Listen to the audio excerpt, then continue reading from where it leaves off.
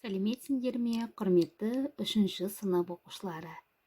Математика пәні 151-ші сабақ. Жанама түрде тұжырымдалған есептерді шығару. Жанама түрде тұжырымдалған есептерді шығаруды үйренесің. Лагерде демалу мәдениеті. Балалар, бірінші тапсырмаға назар аударайық. Лагерде мектеп алды дайындық сыныбынан 27 бала демалды. Бұл оқушыларға қарағанда 3 есе кем. Лагерде барлығы неше бала демалды. Балалар, бұл жерде мектеп алды сыныбынан 27 баланың демалғаны белгілі. Оқушылар белгісіз, бұл 3 есе кем дейді. Және бізде лагерде барлығы неше бала демалғаны белгісіз.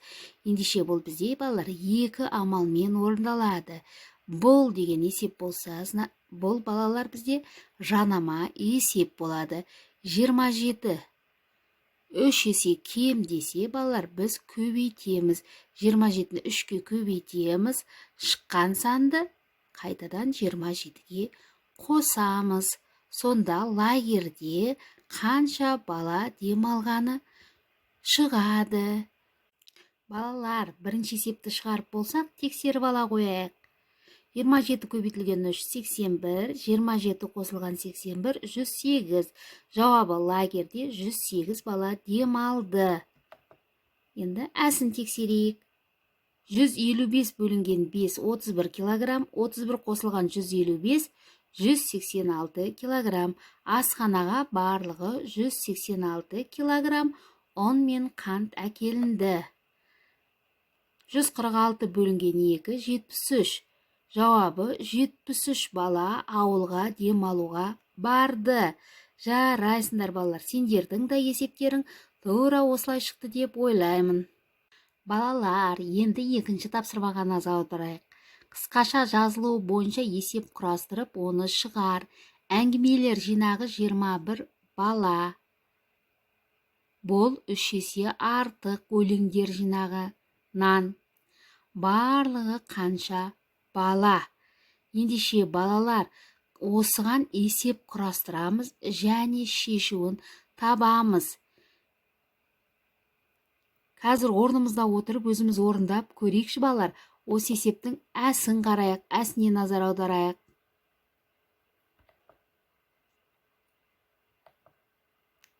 Қысқаша жазылуы бойынша есеп құрастыр, оны шығар дейді. Бірінші топ белгісіз бала, екінші топ 24 бала. Бұл 2 есе кем.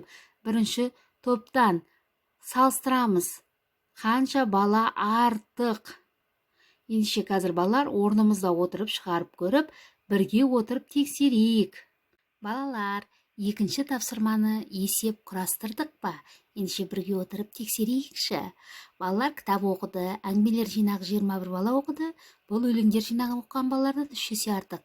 Барлығы қанша оқушы кітап оқыды деп есеп құрастырдық, иә? Енді есептің шешуін қалай жаздық? 21 бөлінген 3 тең 7-ге, 21 қосылған 7 тең 28. Барлығы 28 оқушы кітап оқыған екен балалар. Енді келесі әні қарайық. Екінші топта 24 бала. Бұл 2 есе кем бірінші топтағы балалар санынан. Бірінші топта екінші топқа қарағанда неше бала артық?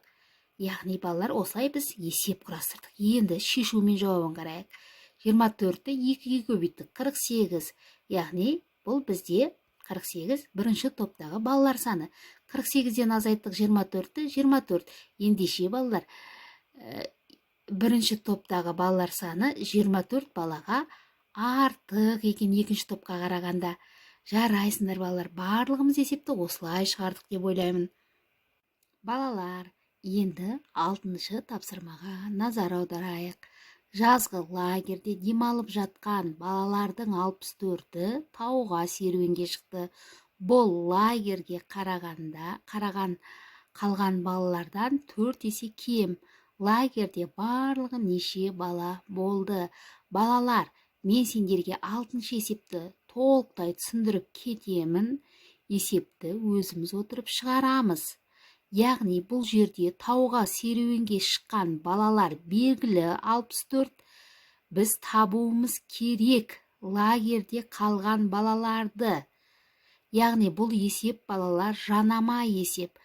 Сосын біз балалар табуымыз керек лагерьде барлығы неше бала болғанын табуымыз керек. Бірінші 64-ті 4-ке көбейтеміз. 64-ті 4-ке көбейтсек 256 шығады. Бұл бізде балалар лагерьде қалған балалардың саны.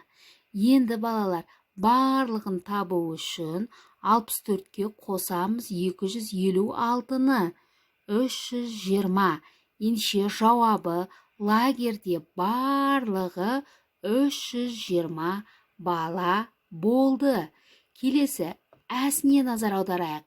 Жазғы лагерьде демалып жатқан балалардың 156-сы ұл. Бұл қыздардан 2 есе артық, яғни ұл балалар қыздардан 2 есе артық екен. Лагерьде барлығы неше бала демалып жатыр. Бізде белгілі ұл балалар, бізде белгісіз қыздар және барлығы. Ендеше қыздардың санын табу үшін 156-ны бөлеміз 2-ге. 156-ны 2-ге бөлсек балалар 78, яғни қыз балалардың саны 78. Барлығын табу үшін 156-ға 78-ді қосамыз. 234. Ендеше жауабы лагерьде барлығы 234 бала демалып жатыр. Балалар, есеп сендерге түсінікті болса, өзіміз жазып шығарып аламыз. 7-ші тапсырмаға назар аударайық. Жақша қою қажет теңдікті белгіле дейді. Балалар, бұл жерде қай жерге жақша қоямыз? 7 көбейтілген 8 қосылған 4 бөлінген 4 қосылған 2 тең 23-ге. Бұл жерде жақшаны балалар 8 қосу 4-ті жақшаға алады екенбіз. Келесі 7 көбейтілген 8 қосылған 4 бөлінген 4 қосылған 2 тең 59. Бұл жерде жақшаны балалар 4 бөлінген 4 қосылған 2-ні жақшаға аламыз. Балалар, 8-ші тапсырмаға назар аударайық. Есептерді оқы, есептемей анықтап көр дейді. Лагерьде асханаға әрқайсы 3 килограммнан 42 қапшық күріш және әрқайсы 2 килограммнан 48 қапшық қарамұқ әкелінді.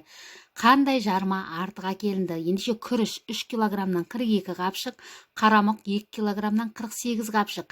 Сендер қалай ойлайсыңдар? Қайсы артық деп ойлайсыңдар? Дұрыс айтасыңдар балалар. Қайсы артық екен? Күріш артық екен. Келесін қарайық. Таудағы лагерге демалуға 96 бала және 24 ересек адам келді. Олар әрбір шатырға 6 адамнан орналасты. Неше шатыр қажет болды? Дұрыс айтасыңдар балалар. 20 шатыр қажет болған екен. Ендеше балалар, осы есепті ары қарай өзіміз жалғастырып шығарып көрейік.